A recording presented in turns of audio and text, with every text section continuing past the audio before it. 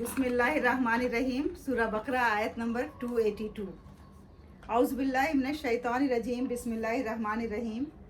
या अय्युहल्लज़ीना आमनू इज़ा तदायनतुम बिदैनिन इला अजलिम मुसम्मा फक्तुबूहु वलयक्तुब बैनकुम कातिबुम बिल अदल वला यअबा कातिबुन अन यक्तुबा कमा अल्लमहुल्लाहु फलयक्तुब वलयुमलिल्लज़ी अलैहिल हक़ वलयत्तक़िल्लाह रब्बहु वला यबख़स मिन्हु शैअ फ़इन कानल्लज़ी अलैहिल हक़्क़ु सफ़ीहन औ ज़ईफ़न औ ला यस्ततियु अन युमिल्ला हुवा फ़लयुमलिल वलियुहु बिल अदल वस्तशहिदू शहीदैनि मिन रिजालिकुम फ़इन लम यकूना रजुलैनि फ़रजुलुम वम्रअतान मिम्मन तर्ज़ौना मिनश्शुहदाइ अन तज़िल्ला इहदाहुमा फ़तुज़क्किरा इहदाहुमल उख़रा वला यअबा शुहदाउ इज़ा मा दुऊ वला तस्अमू अन तक्तुबूहु सगीरन औ कबीरन इला अजलिह ज़ालिकुम अक़सतु इंदल्लाहि व अक़वमु लिश्शहादति व अदना अल्ला तरताबू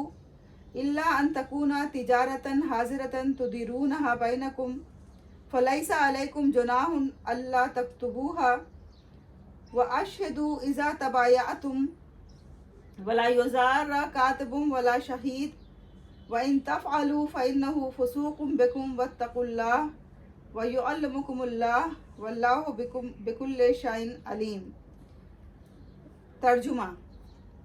ए ईमान वालो, जब तुम किसी से उधार का एक मुक़र्ररा मुद्दत पर मामला करो तो उसे लिख लो।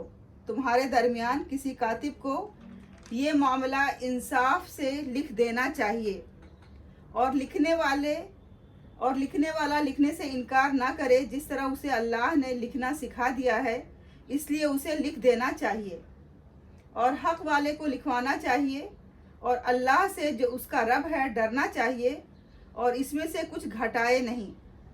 फिर अगर साहिब हक़ बेअक्ल हो या कमज़ोर हो या खुद ना लिखवा सकता हो तो उसका वली इंसाफ से लिखवा दे और अपने मर्दों में से 2 गवाह बना लो।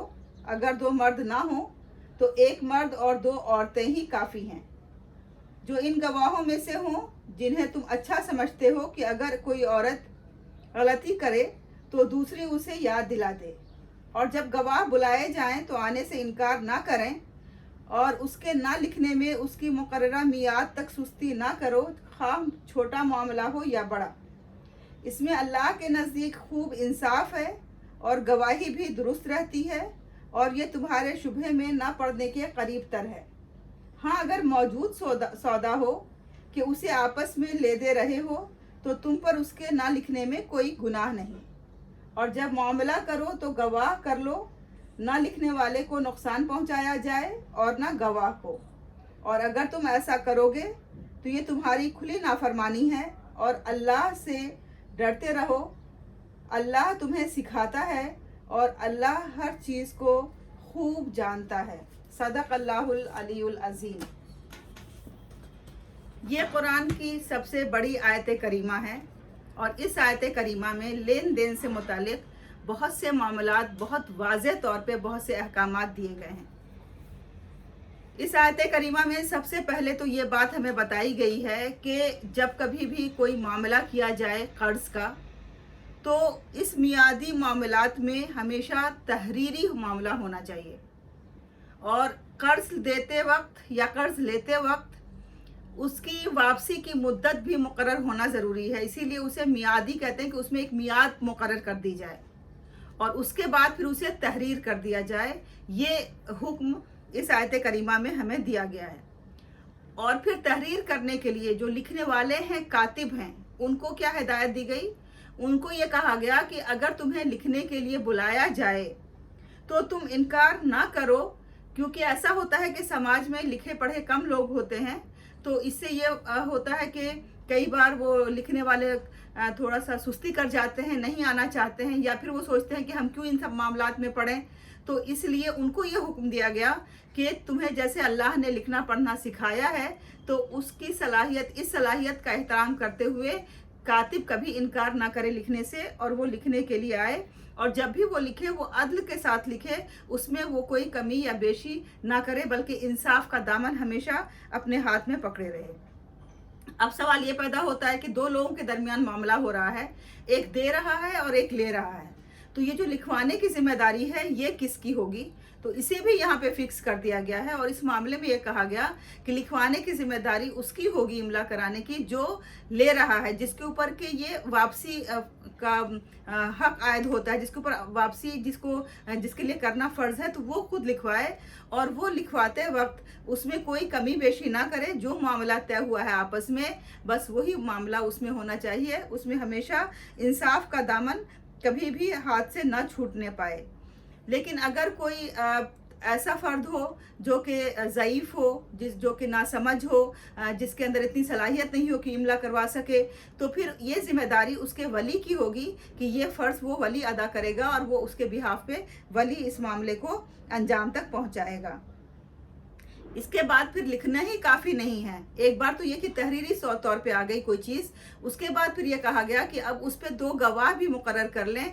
मर्दों में से 2 मर्द ले आएँ जो भी आपको पसंद हो, जिस पे आपको एतबार हो, उन 2 मर्दों को गवाह बना लें। लेकिन अगर 2 मर्द ना मिल सकें तो इस सूरत में 1 मर्द और 2 औरत की गवाही मानी जाएगी। वो 1 मर्द और 2 औरत काफ़ी होंगे। अब इसमें हम बाद में थोड़ी तफसील से बहस करेंगे कि आखिर 1 मर्द और 2 औरत क्यों कहा गया है, 2 औरतों की गवाही 1 मर्द के बराबर क्यों करार दी गई है। उसके बाद फिर ये कहा गया है कि अगर बुलाया जाए गवाहों को, जब भी कोई मामला पेश आए या कुछ भी ज़रूरत पेश आए, तो जब भी गवाहों को बुलाया जाए या फिर जिस टाइम पे तहरीर हो रही हैं चीज़ें, उस टाइम पे अगर गवाहों को बुलाया जाए तो उन्हें इनकार नहीं करना चाहिए, बल्कि उनको वहाँ गवाही के लिए हाजिर होना चाहिए। ये उनको गवाहों को इंस्ट्रक्शन दिया गया है। फिर ये कहा गया कि चाहे मामला छोटा हो या बड़ा हो, इसमें सुस्ती नहीं करना है। इस मामले को हमेशा तहरीरी तौर पे दस्तावेज कर लेना है, क्योंकि आमतौर पे समाज में क्या होता है, जो हम देखते हैं अपने आसपास, कि लोग कहते हैं अच्छा तुम्हें भरोसा नहीं हम पे, अच्छा तुम मुझे शक करते हो, अच्छा तुम्हें इतना भी यकीन नहीं है, और इस तरह से करके ज़बानी लेन देन कर लेते हैं। और फिर मामला बाद में 90% केसेस में यही होता है कि मामला ख़राब हो जाता है। और जब मामला ख़राब हो जाता है तो फिर आपस में रंजिशें होती हैं, आपस में ताल्लुकात ख़राब होते हैं और इस तरह की बेशुमार बुराइयां पैदा होती हैं।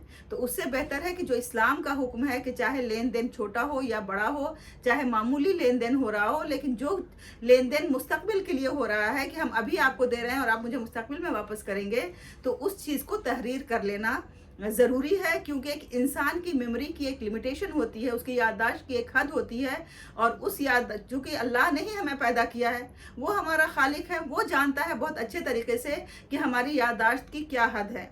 तो इसलिए जब उसने हमें ये हुक्म दिया है कि हमारा ये लेन देन लिखित में होना चाहिए, तहरीरी तौर पे होना चाहिए, तो हमें कभी भी उसका ना तो सिर्फ ये कि इनकार ना करें, बल्कि कभी भी उसके खिलाफ वर्जी ना करें। जब भी लेन देन करें तो वो हम लिखित सूरत में करें। अलबत्ता अगर जो सामान हम हाथ के हाथ लेन देन कर रहे हैं, जैसे कि हम दुकान पे जाते हैं, वहाँ से सामान ख़रीदते हैं, हमने उनको पैसे दिए, उन्होंने हमें सामान दिया, जो हमारे पैसे बाकी रह गए उन्होंने हाथ के हाथ लौटा दिए, तो इस लेन देन में लिखना तहरीरी तौर पे ज़रूरी नहीं है। लेकिन अगर आप चाहते हैं कि इसे भी तहरीरी तौर पे कर लें, तो जैसे हम कैश मेमो लेते हैं, उनसे बिल लेते हैं, ऐसे हम उनसे कैश मेमो या बिल ले सकते हैं। लेकिन ये कोई ज़रूरी नहीं है। मगर उसमें भी अगर हमारा कुछ पैसा बाकी रह गया, वो उस वक्त नहीं दे पाए, उन्होंने कहा कि हम बाद में वापस कर देंगे, तो उस सूरत में भी इसे तहरीर में ले लेना बहुत ज़रूरी है, जिसमें कि वो आपको लिख करके दे दें कि आपके यहाँ इतना पैसा बाकी रह गया है। और फिर जो लिखने वाला कातिब है और जो गवाह हैं, उनमें से दोनों में से किसी को भी तकलीफ़ ना पहुंचाई जाए। इससे इन तमाम अंदेशों को ख़त्म कर दिया गया है, जिसमें कि इस बात का खौफ है कि कहीं ऐसा ना हो कि जिसने ली हैं चीज़ें वो जाकर के गवाह को प्रेशराइज़ करे या कातिब को प्रेशराइज़ करे और कहे कि नहीं तुम इसमें ऐसे नहीं, ऐसे तब्दीली कर दो, इसको इस तरह तुम बदल दो, इसमें तुम ये गवाही दे दो।